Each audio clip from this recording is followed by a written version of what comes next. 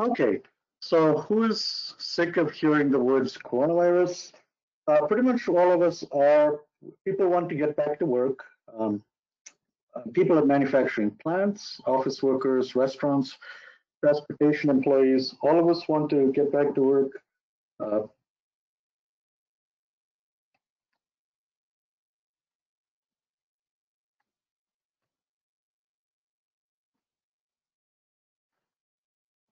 When will it be over? Maybe an educated reopening with social distancing and face masks. We could be prepared. Is this the only interruption we encounter? And maybe not. Maybe there's a labor strike, or maybe there's a hurricane in some of the regions of the US.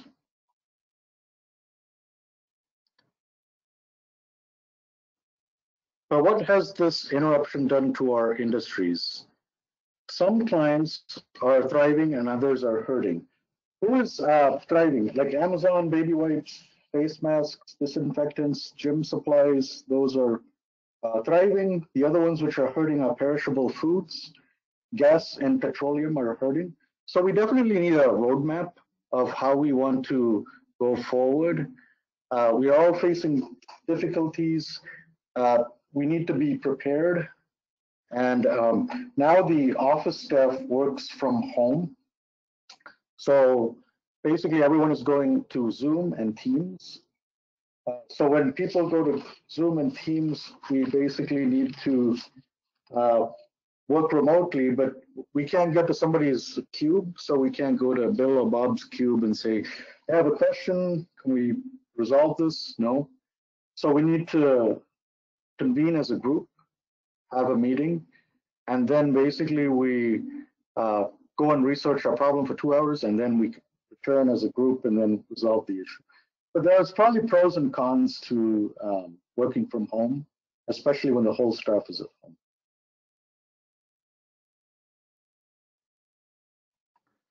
We need to address the current issue and be certain we can adapt going forward. Several obstacles have been put in everyone's way, and we need to work through them. In some cases, they may become long-lasting. Many companies we talk to are doing most of these things and have adopted rather quickly, like new workplace rules. There's manufacturing interruptions, supply chain interruptions.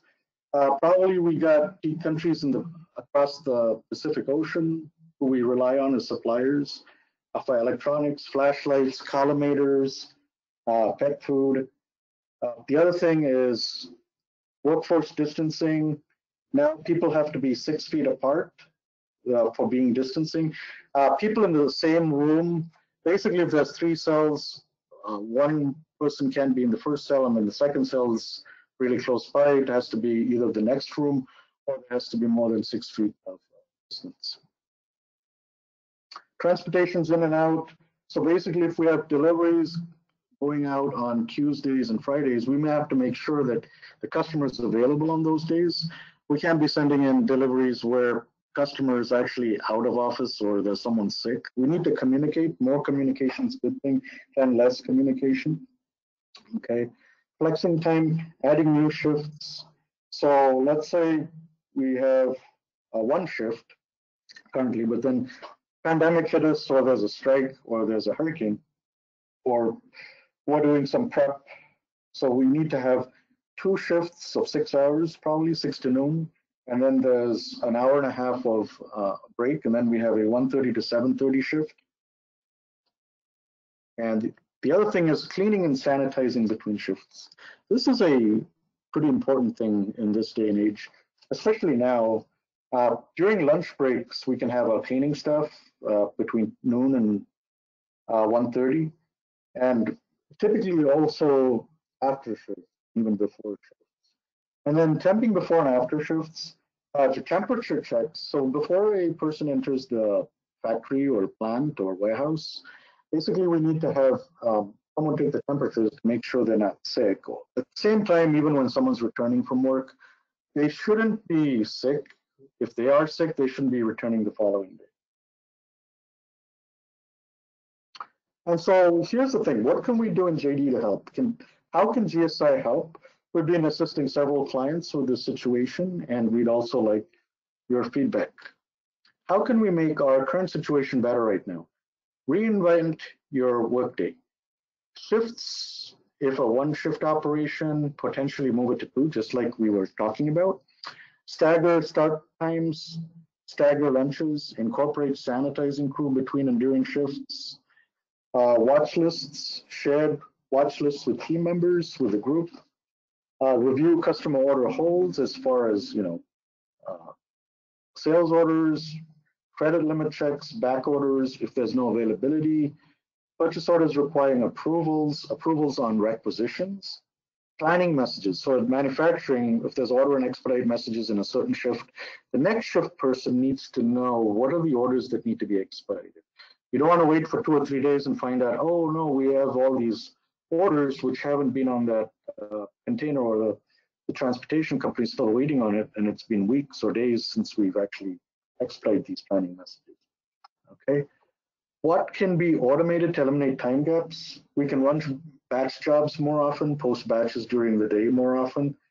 What can be automated to cover for illness? Illness, layoffs, furloughs, those are other things, layoffs and furloughs. We can have notifications, machines for inspections. We can have orchestrations.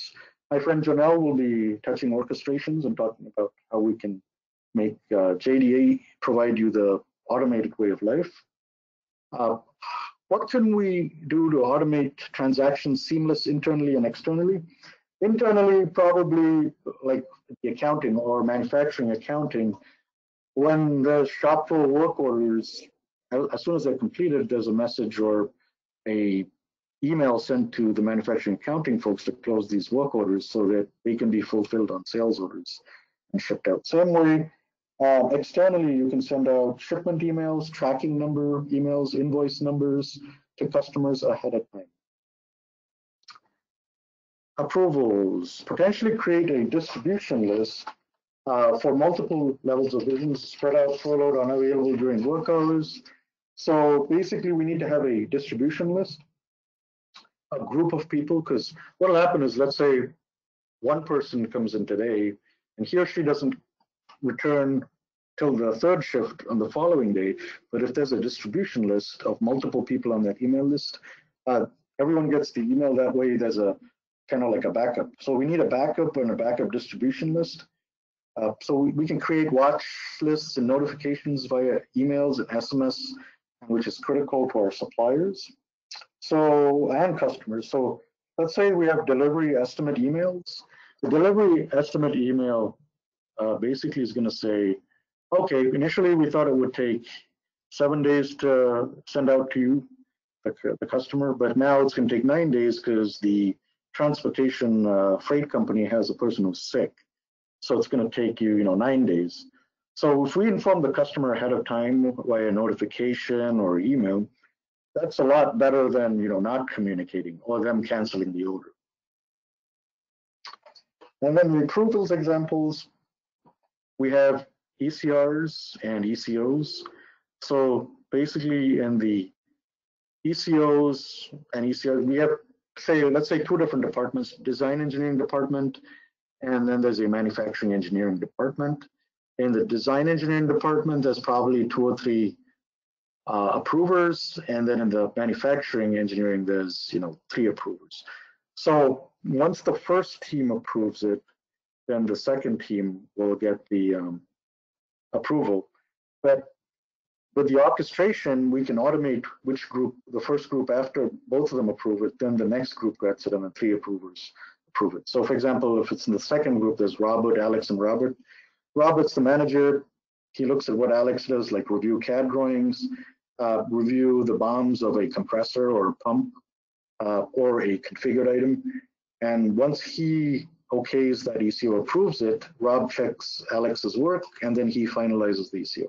Same way with PO requisitions, we can have different layers, like a clerk and a director and a CFO. And based on that, you can say $1,000 limit, 5,000, anything above 5,000 goes to the CFO.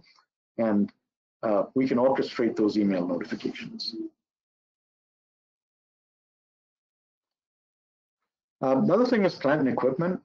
we had clients call into us with the food industry or the chemical industry. For example, there was a client who made hydrogenated vegetable oil, and they basically have these containers where they don't know what the oil level is.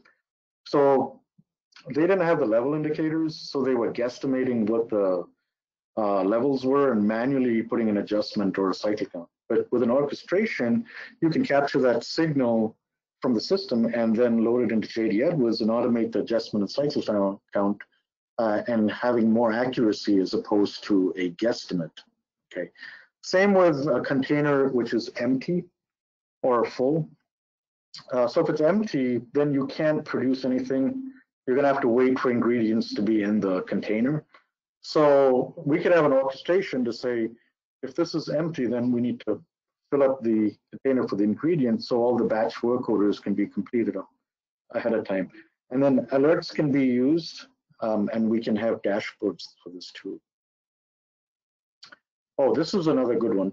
I like this slide. This one, forecasting, one of our customers, they have dynamic forecasts where it keeps changing by volumes, because their customers are Amazon, Target, Walmart, and they have not just the best fit typical forecast, which is based off of sales history, but manual forecasts, the volume of thousands. So it would take one planner 7 days to upload 1,000 forecasts manually.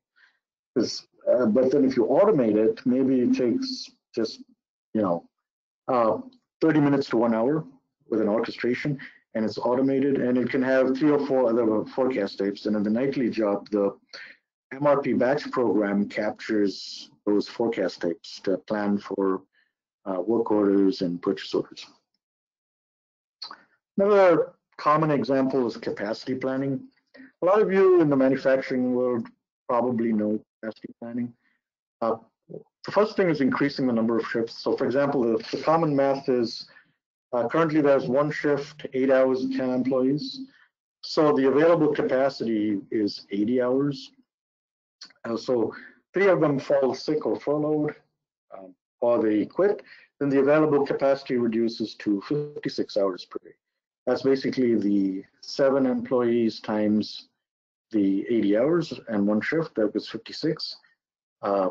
So basically, you can increase the number of shifts to avoid any downfall. So 56 hours per day, you can increase that to 84 hours by doing the simple math of 2 shifts, 6 hours per shift and 7 employees. So you get 84 hours available capacity per day.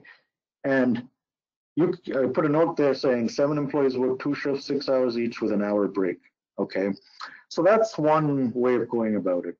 Okay, another way is using machines as resources, where human involvement is minimal or needed only to make a correction or visual inspection.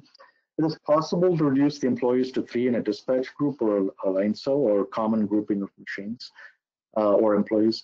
So you can have 3 employees, 3 shifts, 88 hours per day at 144 hours per day. So just by adding machines and adding a 3rd shift, you're getting way more hours. And these employees, they can be trained to work in multiple cells.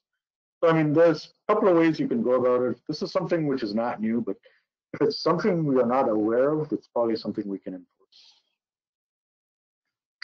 This is something I like, MRP performance.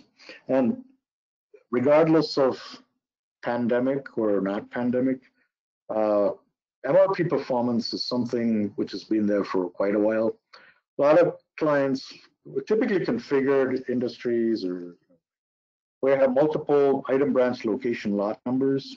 We had a client where MRP ran 5 additional hours, and we brought it down to 1 hour by deleting 400,000 item branch location lot numbers, because those records basically have unused location lot numbers from purchasing, or they're not used on shipping sales orders.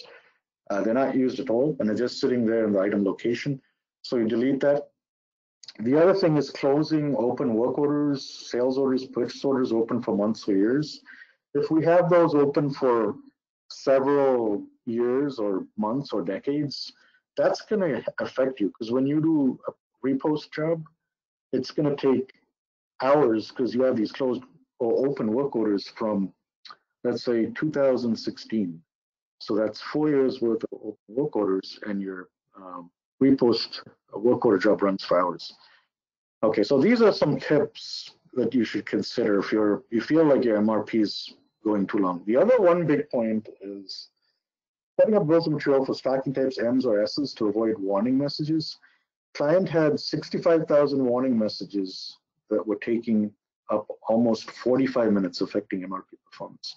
The honest fact is it's probably not 45 minutes. It's probably an hour and a half or more, because each time you're going into the bill of material file 65,000 times, if you have multiple sites, that's not a pretty picture. So it's a good practice, or the best practice, to set up bills of material with M or S types, because MRP and costing all look at those. How can we make our current situation better right now? Planning parameters. Utilize maximum order quantities for ordering in time and not carrying inventory. So especially right now with the pandemic, we don't want stockout situations. We need to have planning parameters where we have maximum order quantities to avoid stockouts. Okay, we can use supplier schedules and Kanban. So just like how we were speaking about customer delivery options, the suppliers too, they base the days of the week supply. Let's say Tuesdays, Thursdays, Wednesdays, or Fridays. Those can be increased if needed. You can use a vendor lot size. So you can say, based on this vendor lot size, we override the maximum order quantity. So for example, we have a supplier who's across the Pacific. It's going to take you 2 months because it has to go through inspection when it gets to the port in California or San Francisco, somewhere like that. But we can contact a local supplier, Indiana or California, and say, hey, if the vendor lot size is increased, can you cut us a deal? And maybe it's just a couple of dollars more, but essentially you get the product within a week or 2 weeks. So that's an important point to look at. The other thing is utilize material Kanban to transfer inventory transfers, and outsourced manufacturing. So let's say you have, a consuming location, and you have to pull inventory from a supplying location. So let's say you want to have a outsourced vendor. You ship the raw materials to the outsourced vendor. They assemble it for you, and then you receive it back into your inventory. It's a pull system, but a Kanban is kind of like a signal, or indication of a card or a container saying, we need to keep this location fulfilled right now and downstream, for the rest of the week or the rest of the weeks. Because now with the pandemic, you don't want to just plan for just today. You may want to think about, days in the week or the weeks to come. So that way, maybe you can tier different Kanbans. You can have multi-tiered Kanbans where you pull from a different warehouse, or it's a different DC within the United States. So there's different ways, and I think it's a really good tool to use. How can we make our current situation better right now for scheduled jobs?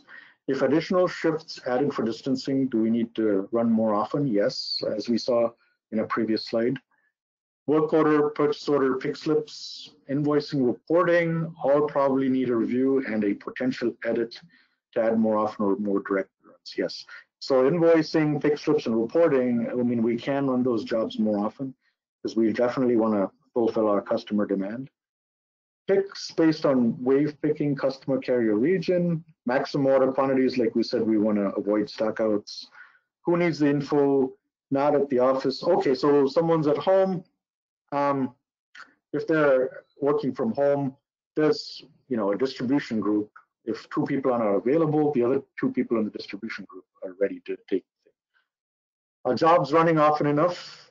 Yes, we talked about this. Posting batches, scheduler, hourly, end of the day. One of our clients talked about record locks and running integrity reports. So for example, accounting needs to be able to run these integrity jobs ahead of time.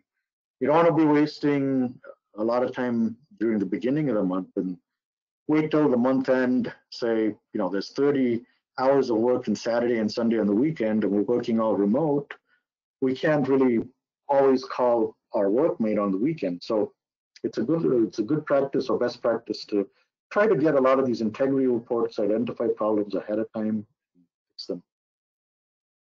Customer communication, like we spoke about, delivery times, social distancing in warehouses affect order preparation time, sending delivery estimates without a confirmation, allow user cancel orders. So customers should be able to cancel their order or allow to minimize returns, because we want to give them a time frame. So let's say we haven't fulfilled an order yet, and it's going to take 2 days to fulfill. We give them an email saying you can cancel this order up until a certain, based on a link we send in the email. Okay, update customers with order processing status more frequently to minimize workload for customer service. That's important. And just like how Amazon or one of those big box companies do, we give a status of the order status. How can we make your life easier and send those email notifications out?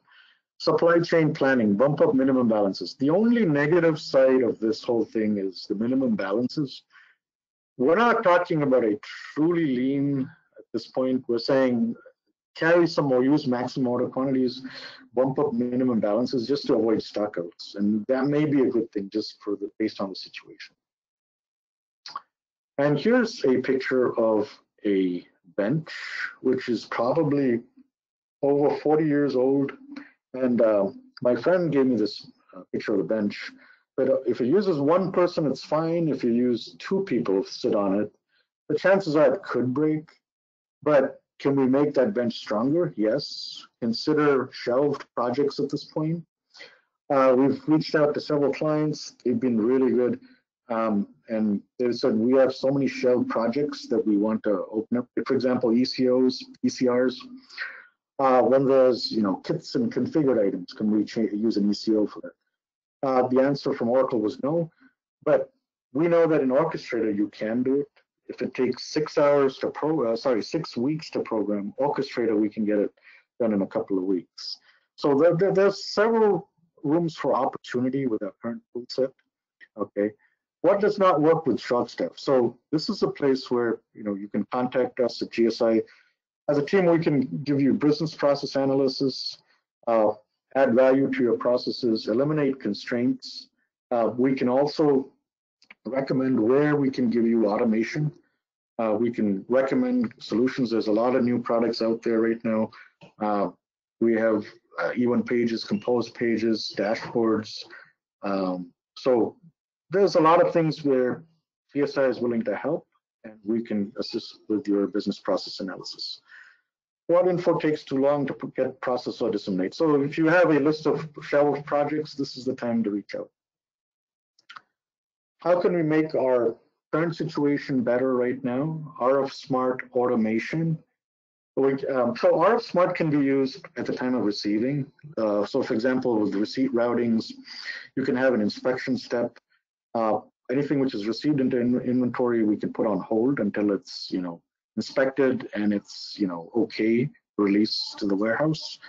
Completing work orders, again, when we complete it to inventory, we can put it to a inspection location, inspection stuff inspected, and then once it's released, you can put it on a sales order.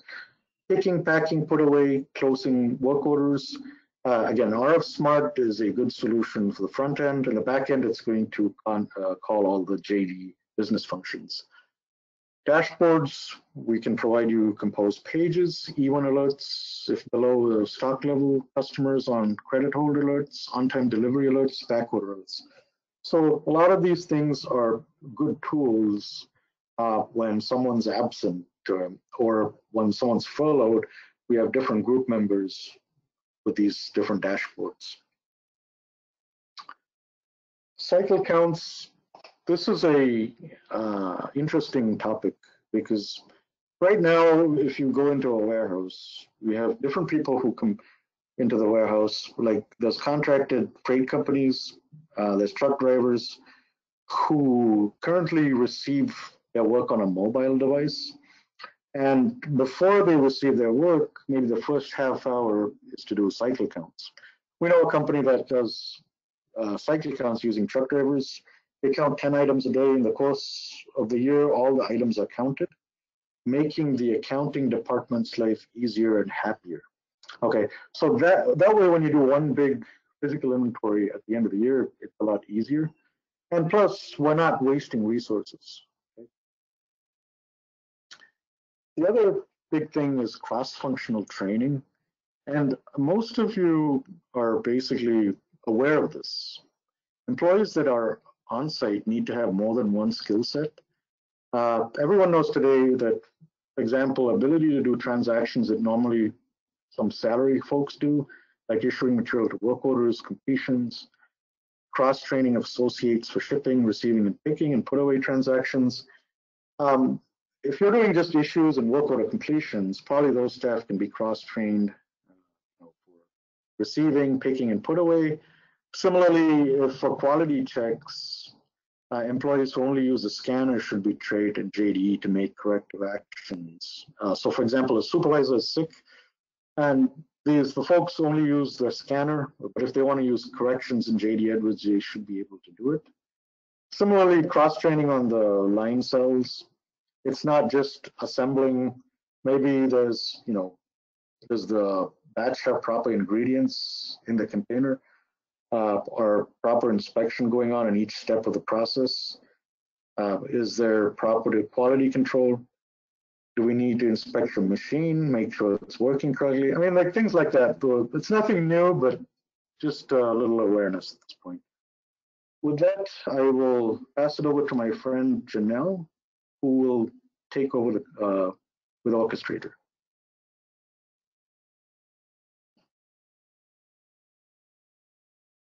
Thanks, Pat.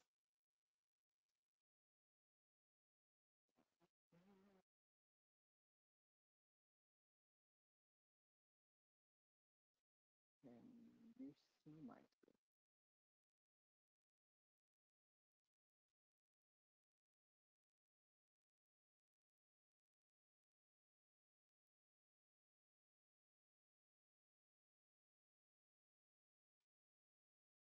All right, can you see my screen? Yeah, we can see it.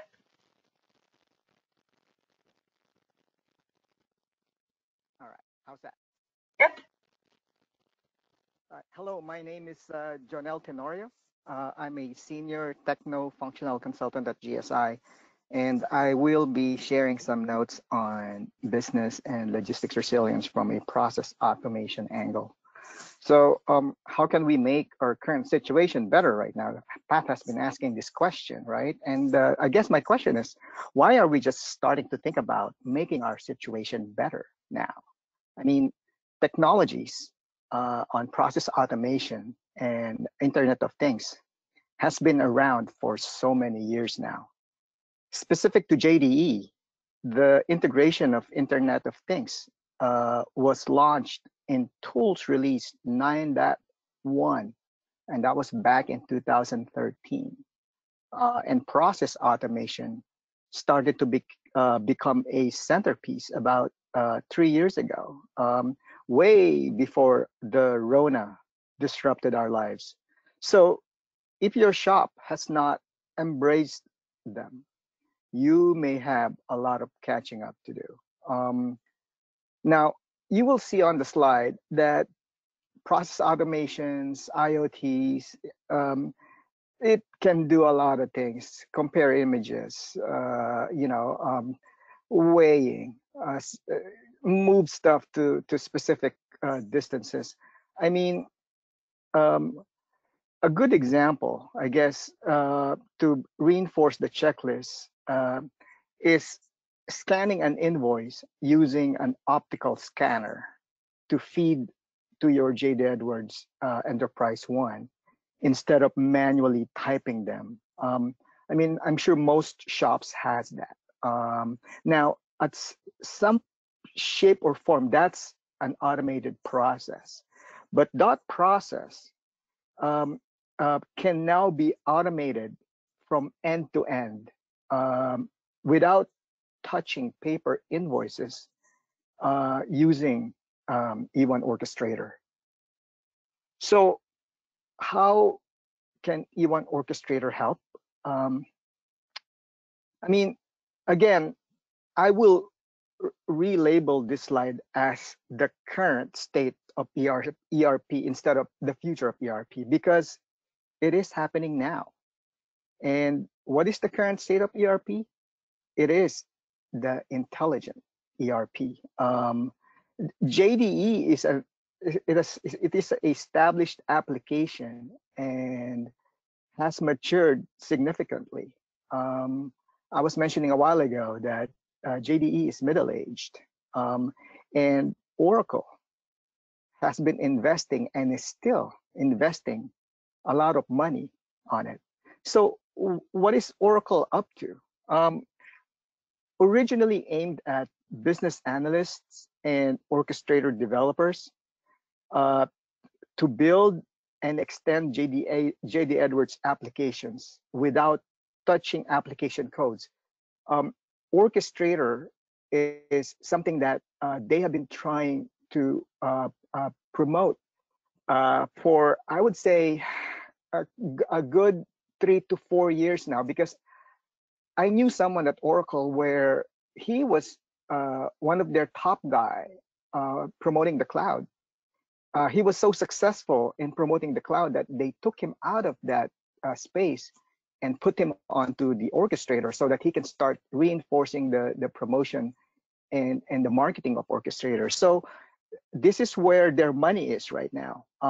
And if you have not really adopted, or at least tried to think and learn and see, or at least kind of watch YouTube videos on it, I think it's time for you to start doing that.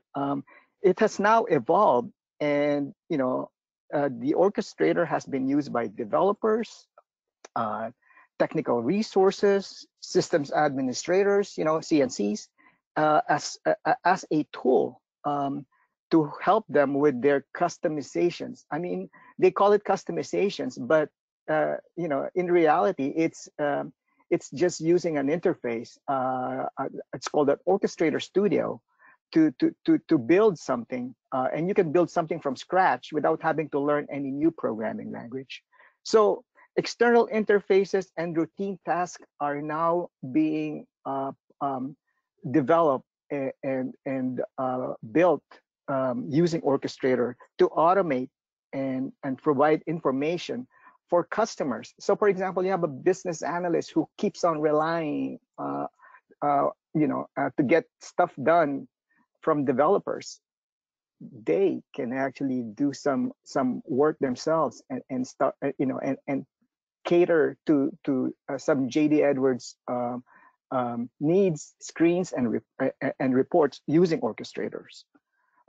So how can we prepare for future interruptions? I mean, just like Pat, I also have a favorite slide, and this is it.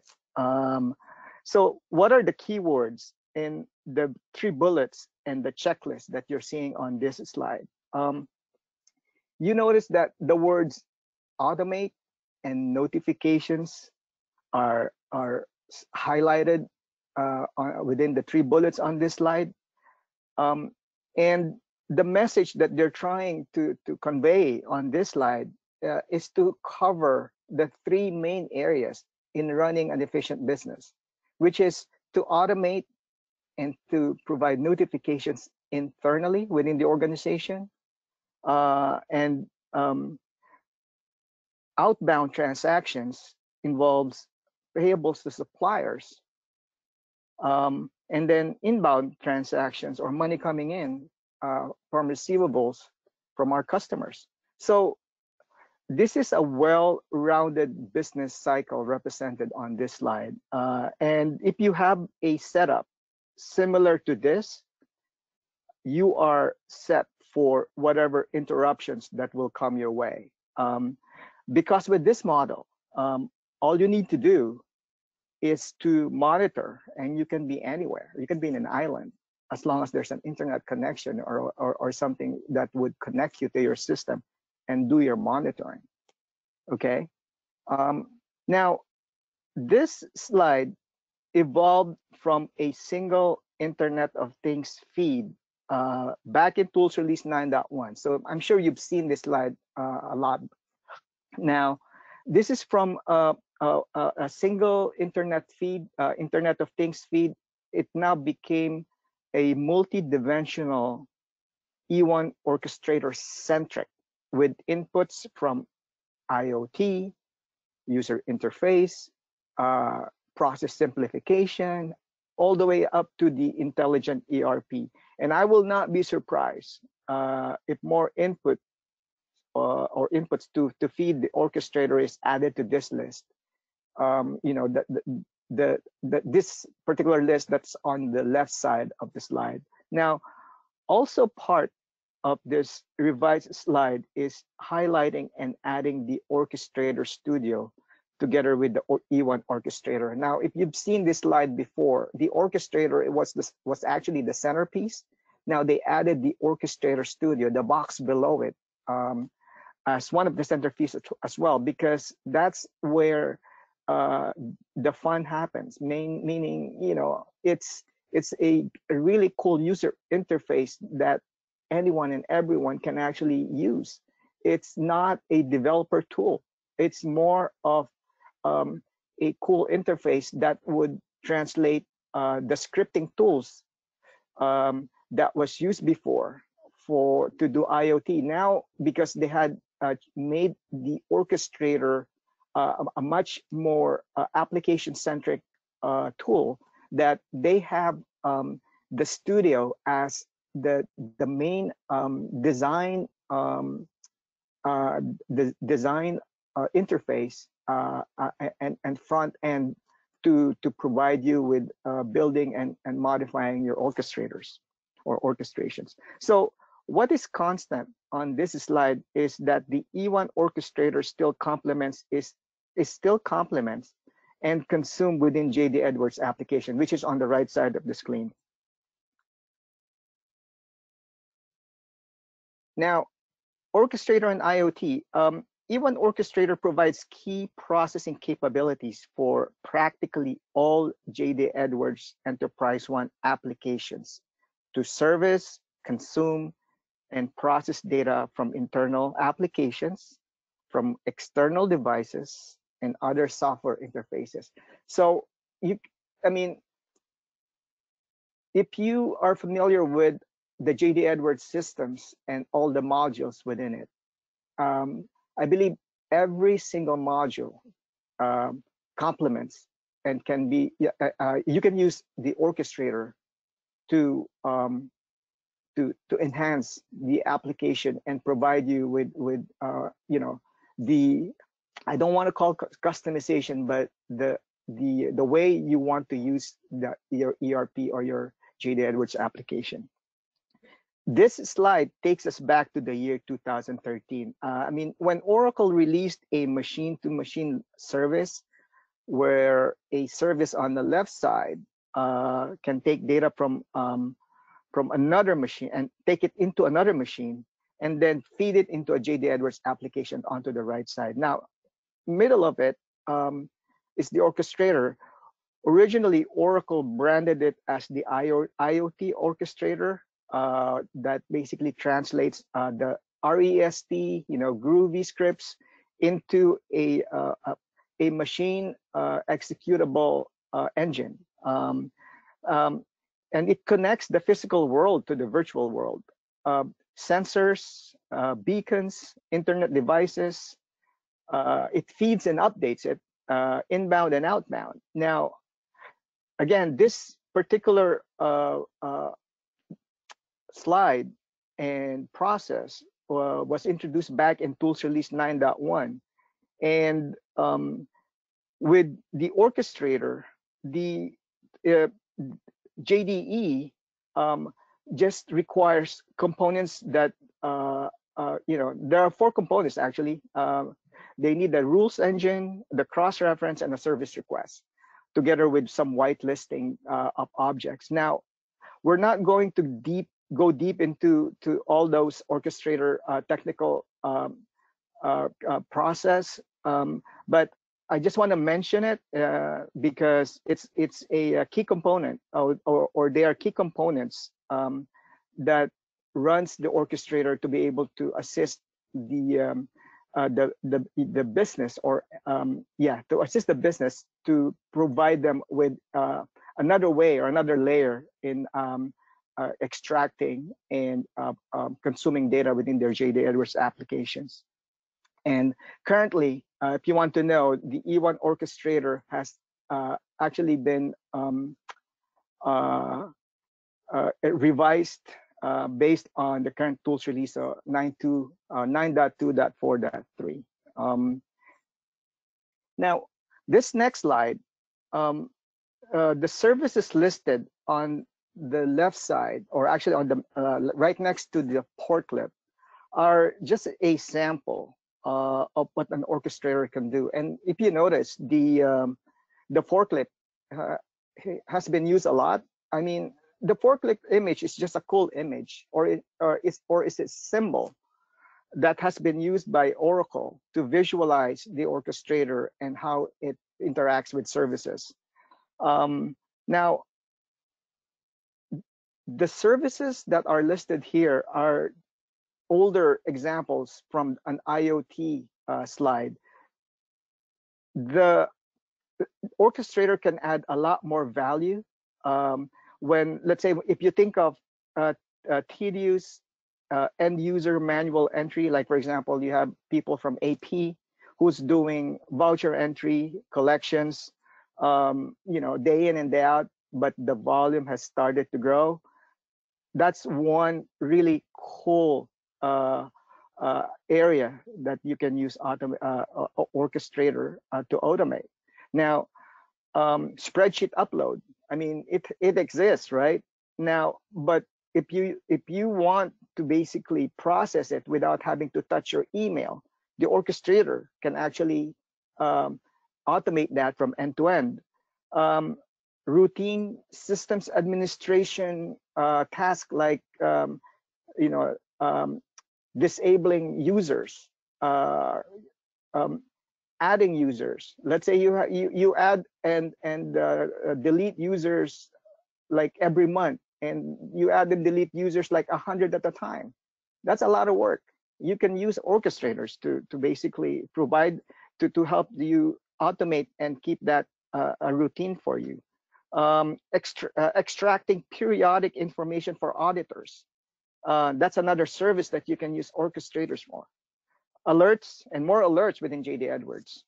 A regular JDE system check can be done using orchestrators. And then you can also call orchestrators or orchestrations from an enterprise one form, which is a feature that was actually released about 2 or 3 tools release ago.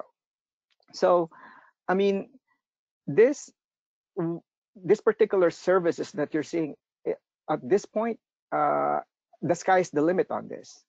As long as you can start thinking of process, routine process, tedious process that are being done within your JD Edwards system, the services can be done with using the orchestration via the Orchestrator Studio. Now, don't let the inbound and the outbound pointer that you see on the screen and middle of the screen intimidate you, because the Orchestrator Studio at the bottom of that Orchestrator box will take care of that for you. No, I actually like the latest Orchestrator Studio because, Oracle made it simpler and easier to use and navigate. So if you haven't really seen or dabbled with the Orchestrator or E1 Orchestrator, come contact us. We at GSI, we regularly present Orchestrator webinars and also conduct workshops. So just reach out to Brittany or to the GSI team for more information. So I believe this is my last slide. So I'll take it back to you, Brittany. Thank you, Janelle. Let me go ahead and change it to presenter back to me.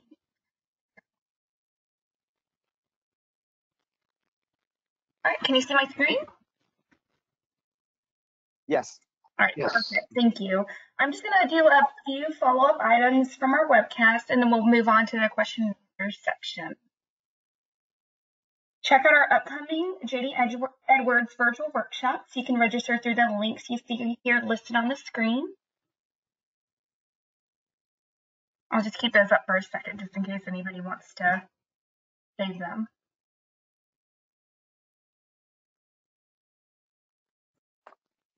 Okay.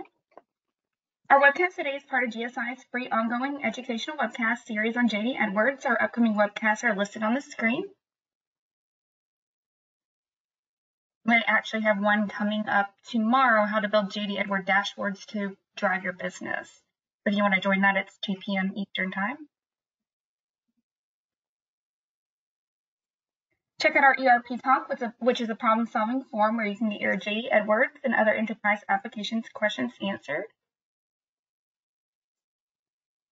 Stay connected with us on social media. All of our handles are currently listed on the screen. You can see our most up-to-date posts on webcasts, events, industry insights, and so much more. GSI provides weekly free educational resource for the JD Edwards community, including our weekly educational webcast, our monthly newsletter called the GSI Insider, our online resource center where you can access our on-demand webcasts and white papers, on-site and virtual workshops. If you would like to sign up for our weekly email reminders for upcoming webcasts or monthly newsletter, or to create an account to access our resource center, go to getgsi.com, go to resources and events on the main menu, select JD Edwards, and select the appropriate link on the right. Well, I see we've already had a few questions submitted online. I would like to remind everyone that if you would like to submit a question, you can do so using the questions panel in the GoToWebinar console window on the right of your screen. If you minimize your console earlier, please click the left arrow to redisplay the questions panel. So we do have a couple of questions. The first one here is from Alex. How long would Orchestrator take to implement? Can you say that? Sorry, I didn't get the question. How long would Orchestrator take to implement?